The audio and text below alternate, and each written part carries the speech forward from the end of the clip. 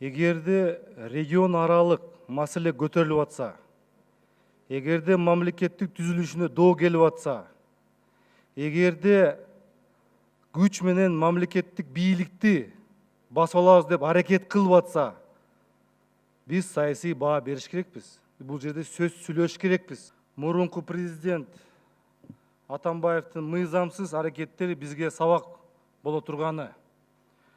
Бул коррупция, провокация, ушак, регион аралык кастыкты күчөтүү, адамдарды каралоо аркылуу патриотизм идеясы, улуттук заманбап мамлекетти түптөө сыяктуу олуттуу саясий максаттар ишке ашышы мүмкүн эмес экендигин көрсөттү. Мындан улам, урматтуу депутаттар, Атамбаев тарабынан күч кызматкерлеринин мыйзамдуу аракетине куралдуу каршылык көрсөтүүсү спецназ жоокеринин өлүмү менен аяктаганын биз унутпашыбыз керек. Урматтуу укук коргоо органдарына кайрылат элем.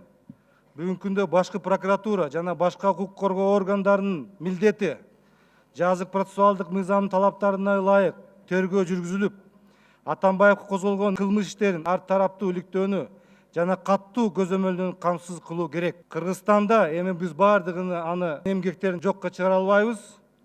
Кыргызстан тарыхында ал бийликтин тынчтык жолу менен жаңы шайланган өлкө башчысына өткөрүп бергени алгачкы президент болуп кала берет. Кыргызстан бул бир адамдын эле менчиги эмес. Кыргызстан бул биздин Кыргызстаныбыз. Бул мамлекеттик комиссиянын Кыргызстаны. Жалпы биздин элибиздин Кыргызстан, урматтуу коллегалар. Кыргызстанда ар дайым тынччылык болуш керек. Кыргызстанда ар дайым мыйзамдуулук болуш керек.